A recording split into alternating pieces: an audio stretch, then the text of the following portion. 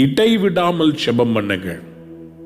அம்மானுடைய பிள்ளைகளே, சந்தோஷமா இருக்கிறதுனால ஜெபம் பண்ணக்கூடாதுன்னு சொல்லல.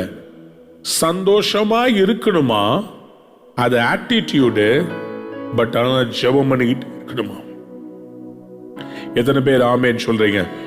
கேளுங்கள், சும்மா இருங்கள், கொடுக்கப்படும் சொல்லுச்சா?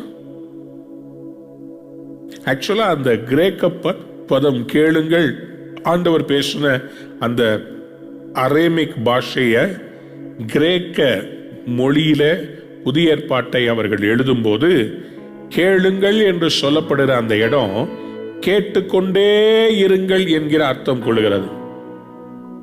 Keep asking and you will receive.